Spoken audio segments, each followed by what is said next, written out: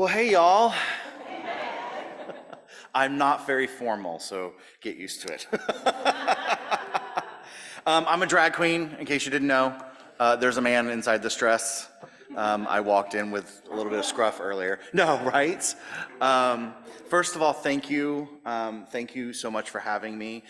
Who has never seen a drag queen in person? Oh, just one person. Oh, okay. If you haven't, you're technically in person if you're online. I have to say a little bit of history about me and who I am, and then we'll kind of get into what the message is. I've been doing drag for over 20 plus years. In the midst of that, prior to that, I was a pastor. I led worship, and I was a youth pastor, associate pastor. I helped plant mainstream churches along with LGBT churches across this country and even in the state.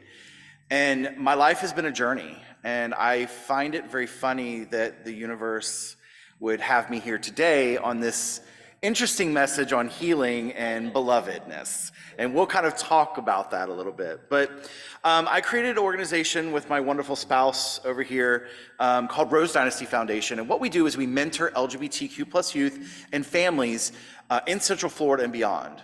And this journey of drag and ministry started a long time ago. And I like to tell people that I was doing family-friendly drag before it was popular. I love you, Nina West, and those others that are out there. I was doing it before you were. I decided that when I would start to do drag that I wanted to do something different. I wanted to provide a safe space for people. I wanted to give this amazing art form to everyone.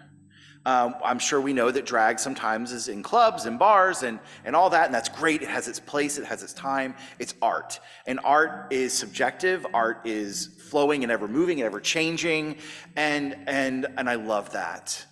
And if you would have told me that I would be ever preaching in drag, in a non-Pentecostal church. I grew up Pentecostal, if you know what that is. If you don't, there are plenty of documentaries on those cults out there.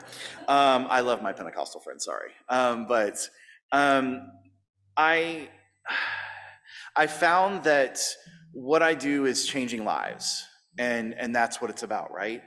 I love the intro. May I have that paper? I want to read this.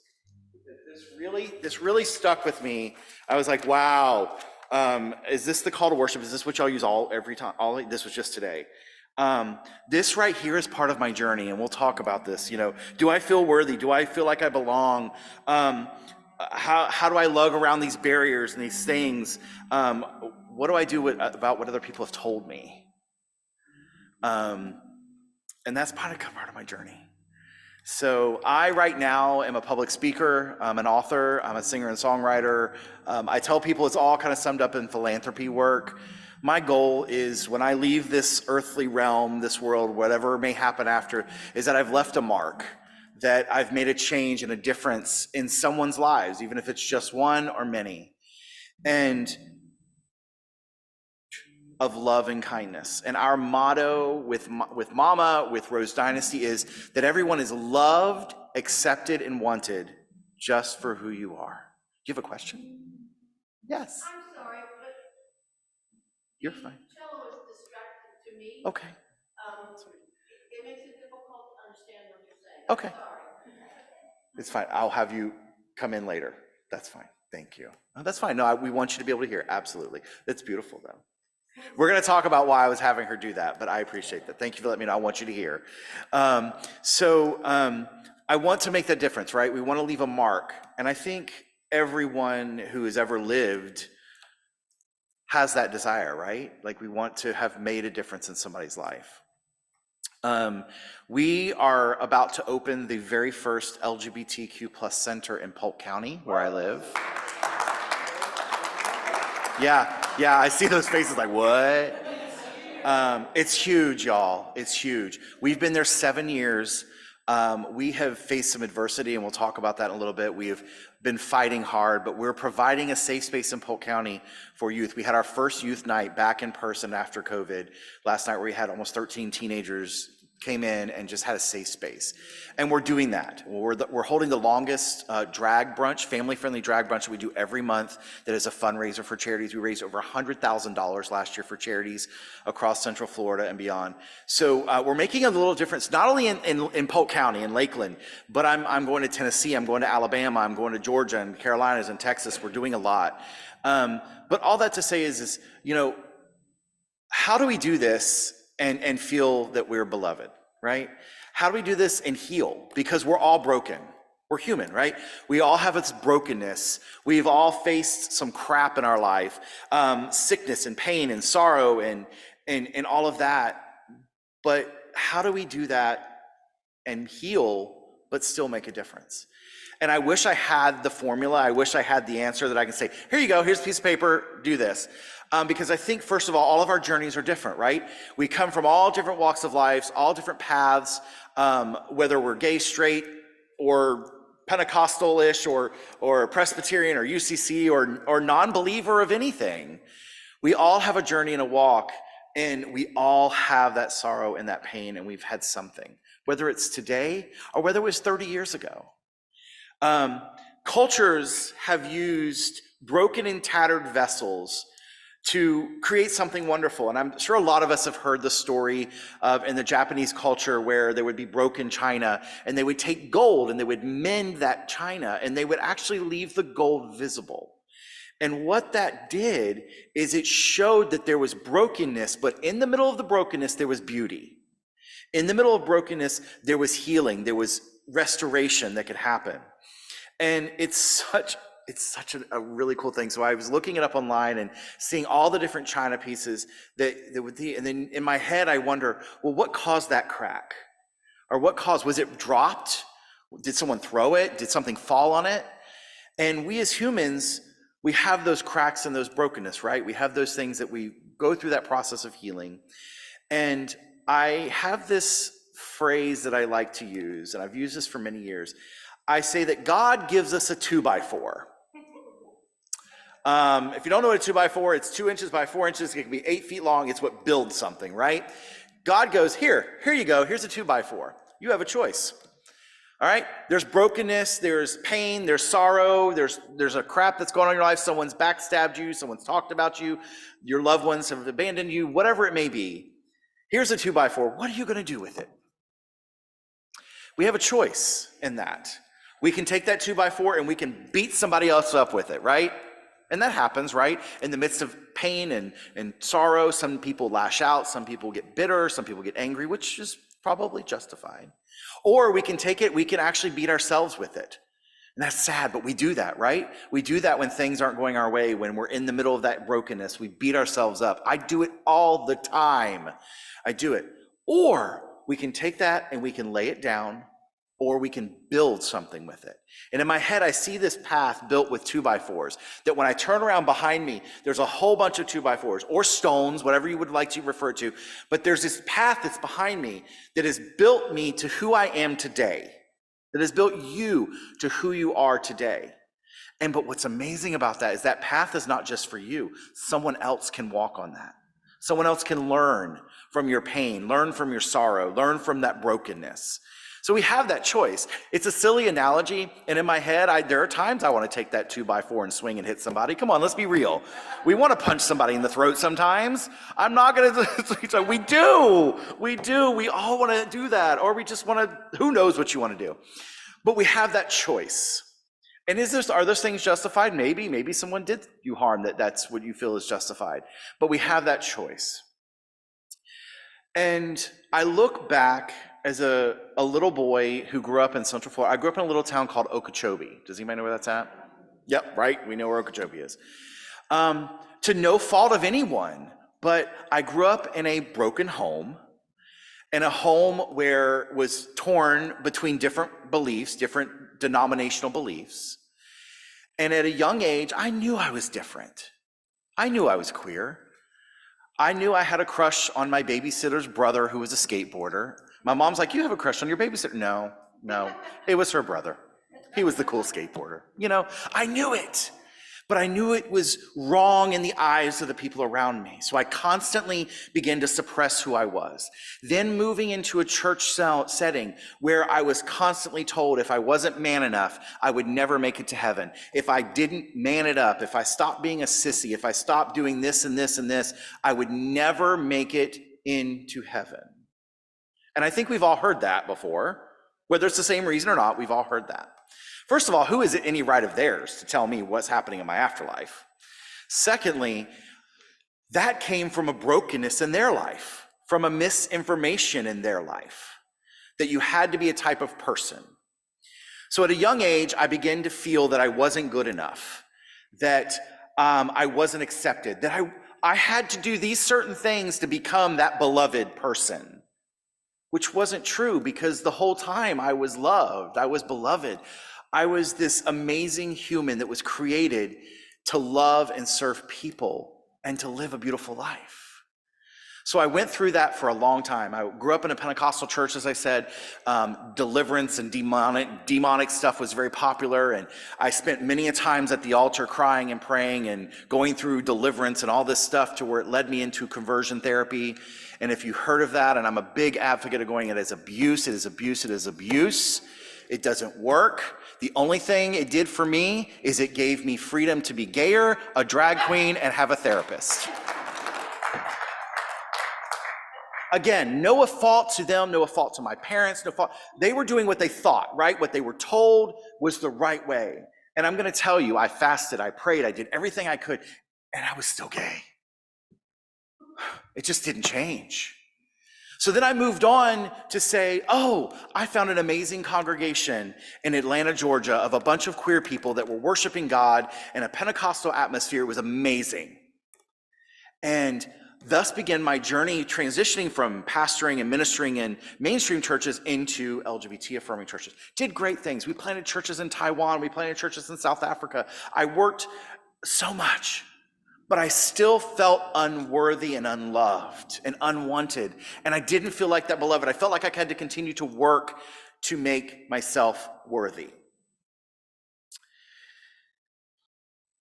Fast forward to about 8 years ago. I had one of the hardest trials of my life, but it was the best thing of our life, actually. We left a church that we helped plant, who later closed, and began my journey of really finding out who Mama was, and really finding out who Rose Dynasty was and the purpose of our life to do what we do. We created this organization to create a safe space for everyone. Whether you believe in Christ, whether you believe in a God, or you don't believe in anything, you're welcome, and you are loved, you are accepted and wanted for who you are. And I knew that that was our journey to prepare us to be here today. In the midst of the last several years, we've had Nazis show up at our events. We've had the Proud Boys show up. I've had church people fly in from other states to fight and thing. I've had politicians call me out and say I look like a stripper.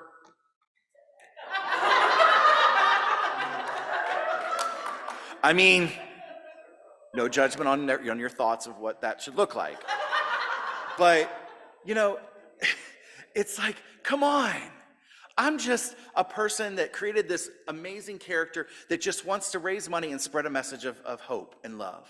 The same as you, Pastor, the same as any of us, right? That brokenness wears on you, right? It wears on you so much. It's a daily, for me, what I have learned and I'm continuing to learn, that my healing and my realization of my belovedness is a daily, sometimes an hourly process because of the hurt, because of the trauma. Again, no fault to anyone else. I believe everything that has happened to lead me to where I am today was not anyone being malicious, was not anyone being a horrible person. I just believe they doing what they thought was right. And it's created who we are today. So let's talk a little bit about that, piecing things together. This dress, is this not beautiful? So let me tell you about this dress. This fabric is over 70 years old. My great-grandmother hand-stitched some of this fabric together by hand. My husband created this beautiful dress out of this. And this is my dress of many colors, to say that this fabric has history. Some of this fabric clothed my mother, clothed my grandmother. Some of the fabric was torn and broken or cut out of other fabric or other material that was not fully functional anymore. Each patch has a story that has come together to create this beauty. We premiered this dress 2 weeks after our first event that the hate showed up in Lakeland. And I made up my mind that when we wore this, I would wear this as a symbol that all the brokenness, all the lies, everything that I've been told coming together to create this beautiful patchwork. And I'm so grateful. I can feel the love and the energy that is in this, that to know my mother could have worn this wonderful green patch or whatever has happened in the last 70 plus years. Dolly Parton, if you don't like Dolly, I'm sorry, but you've got to love Dolly, right? Dolly Parton says to have a rainbow, you got to put up with the rain, right? As horrible as it sounds, you can't have healing unless there's brokenness and pain. Do I believe that there's this being or deity that's up with a hammer doing these things to us? No, we're adults, we're humans, we're making human decisions and adult decisions, right or wrong. And a lot of things that happen are consequences on one way or another. I don't believe that there's a spiritual being up there beating us up. Because we do talk about God being a loving, merciful God, right? And I believe that he or she or whatever you may appear your deity being, I'm very, very accepting of whatever you believe, that they are up there smiling down and looking at us and say, you know what? Y'all are my beloved. You are. There's a song that she was playing in the background that was a song that really molded me through my time of conversion therapy that didn't work, through my time of wondering if I am really loved, if I'm a really okay person. And it says, Lord, it was you who created the heavens. It was your hands that put the stars in their place. It was your voice that commands the mornings. Because even oceans and their waves, they will bow at your feet. Who am I compared to your glory? Who am I compared to your majesty? This is the part. I am your beloved. I am your creation, and you love me just as I am. You've called me chosen for your kingdom, unashamed to call me your own. You see, that is where we need to live. That is where we need to remind ourselves that, you know what, we are beloved. We hold this amazing breath that is beloved through healing, through restoration, and it's not easy. You know, I'll crack a joke all day long, I'll laugh, because that's how I get through trauma, that's how I get through all of this. But I would hope that one day when I leave this place, that I would have left a mark, that I wouldn't think back, what if I didn't do something? What if I didn't say that? Or what if I didn't go there? What if I listened to those people and said, you're going to go to a church and speak in drag? Is that safe? Is that smart?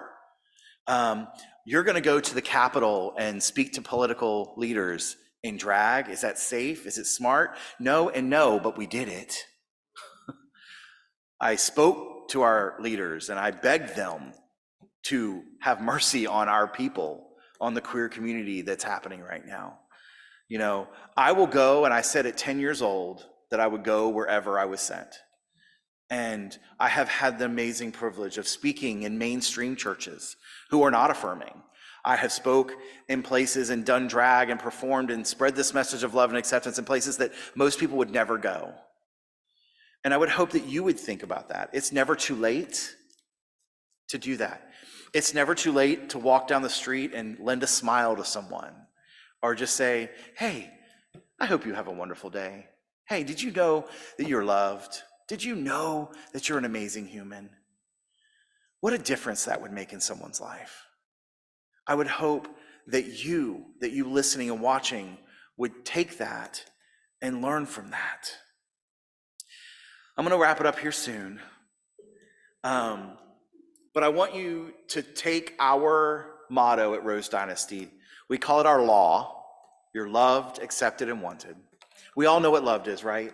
We all have never felt that. We all felt that we were unloved at times, that people didn't love and care about us. but you are. There's somebody out there that loves you. There's somebody out there that cares about you. And if you feel like you don't, I do. Even though I haven't met you, I'm going to love on you. That you're accepted.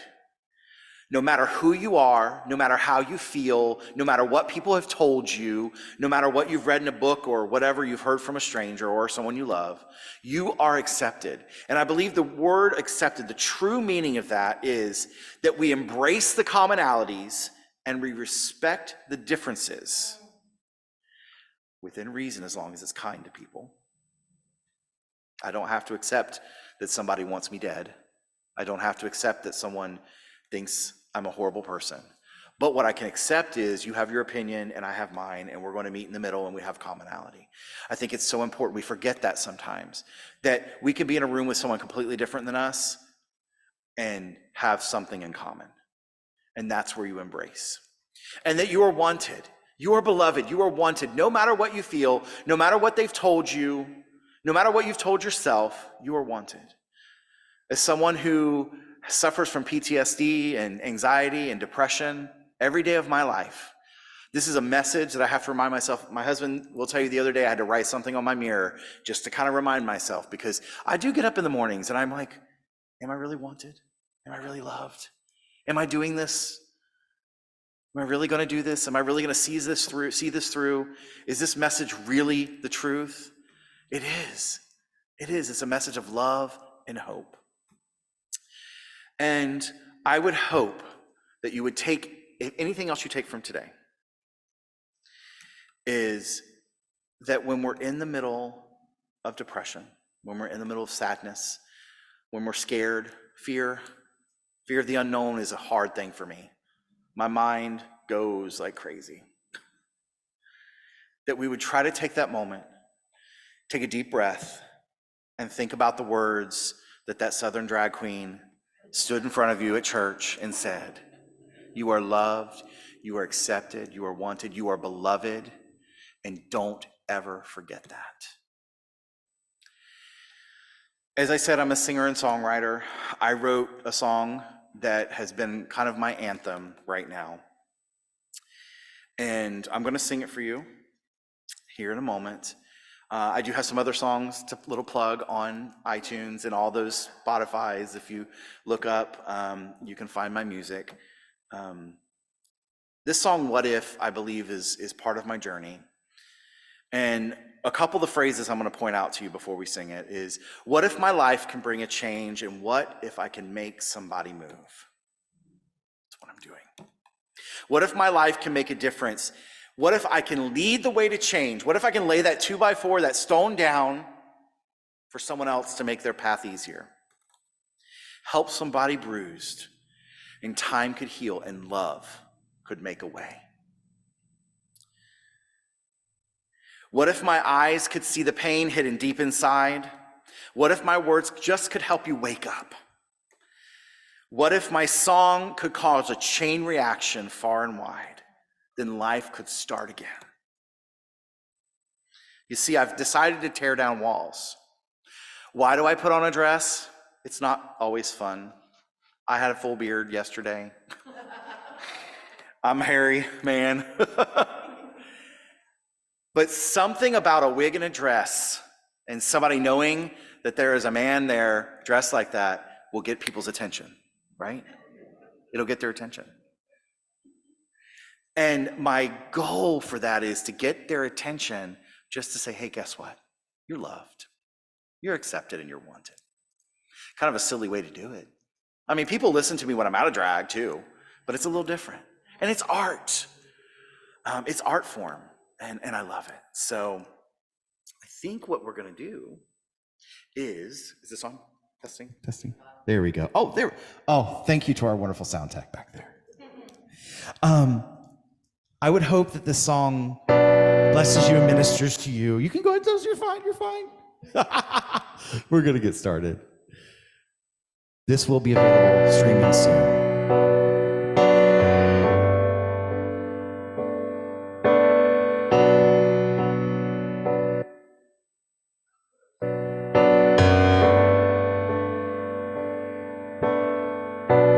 What if my life could bring a change, and make somebody move?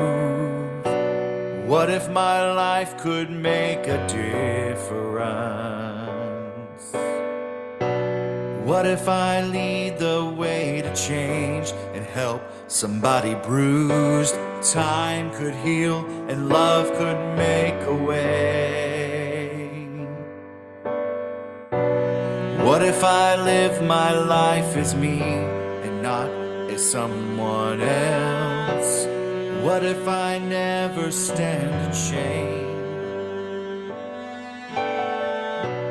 What if I blaze a trail and leave a path for someone else? Then wounds could start to heal.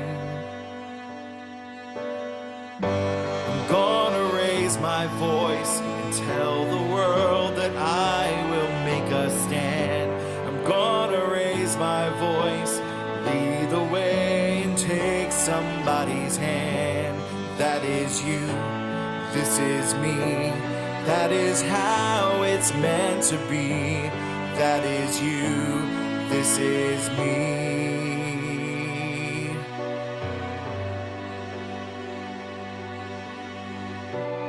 What if my eyes could see the pain hidden deep inside?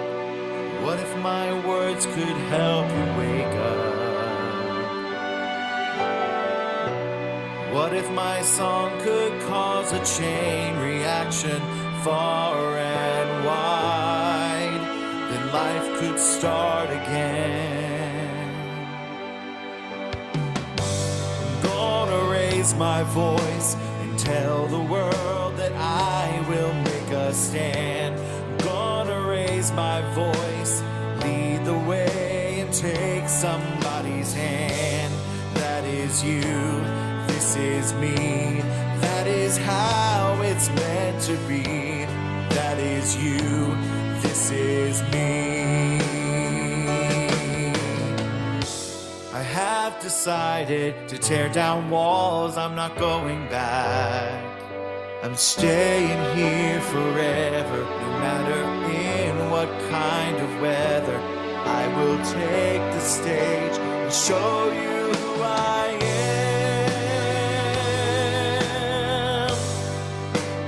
This is who I am.